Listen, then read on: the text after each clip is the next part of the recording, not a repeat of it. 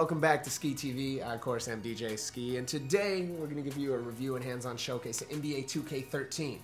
Right here, we'll tell you if it's worth the upgrade from NBA 2K12, if Jay-Z really adds all that extra stuff, and if the controls are as confusing as a lot of people have been saying. So, stay tuned. We got it for Xbox 360 coming up right here, SkeeTV.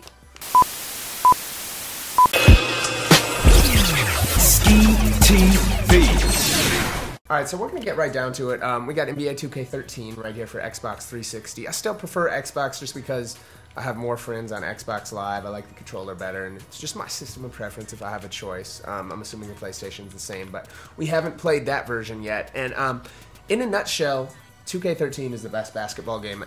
However, I don't know if it's worth your money. Basically, if you're a diehard basketball fan, you need to have all the latest and greatest, then absolutely get it. You won't regret it. But if you're kind of casual, if you already have NBA 2K12 or even 2K11, you might not need to spend the money on the upgrade.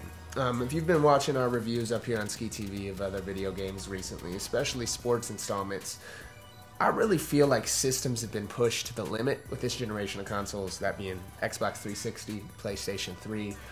There's not many more things games can do. I think, all the publishers have really maximized the value out of games. That'll kind of be reserved for the next generation of consoles, which hopefully we'll be getting that new Xbox 720 and PlayStation 4 next year. I think we will.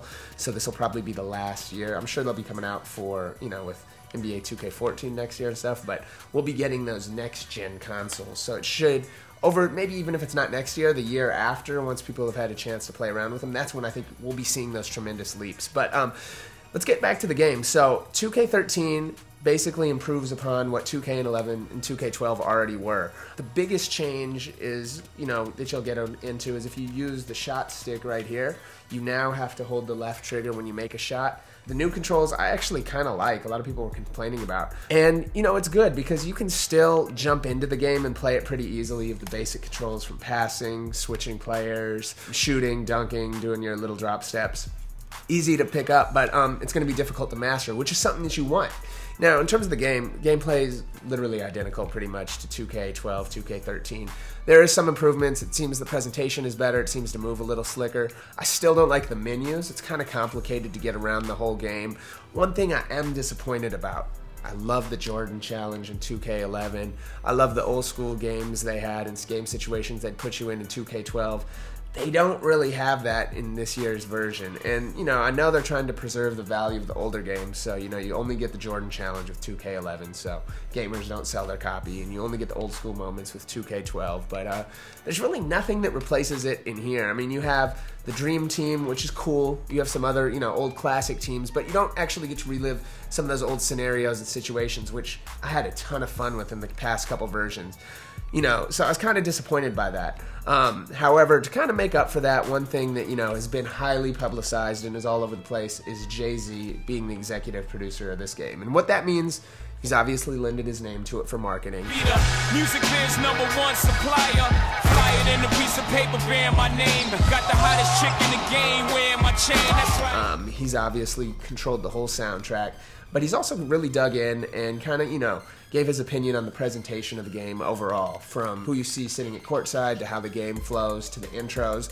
There's a lot of cool features. It's the best soundtrack any sports game has had, especially if you're a Jay-Z fan. You get to hear some of his classic hits, but not just him. He's brought on other dope records. It's cool to see when you're playing the Brooklyn Nets in Brooklyn, or if you're playing as them, you'll see Jay actually sitting courtside, which is kind of an interesting feature. I wish they'd have like Spike Lee and a lot of the other guys courtside at the other games, but something for them to improve on in the next versions.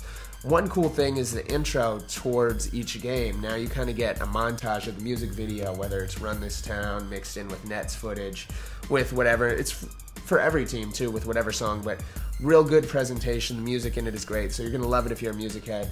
In terms of the classic teams, Jay actually called in some favors. So Charles Barkley hasn't been in a video game in what seems like forever. So he called Sir Charles, got him to agree to sign off. So Charles Barkley is in this game and is on the classic Dream Team. So it's kind of cool to see the Dream Team-based Team USA. In terms of shoes, you got all the crazy things. There's going to be a lot of updates coming for other teams that you can do. Overall, dope game. The online component definitely improved. This year's obviously features KD, Derrick Rose, and Blake Griffin, but It also mentions Jay-Z very heavily. He's heavily used in the marketing.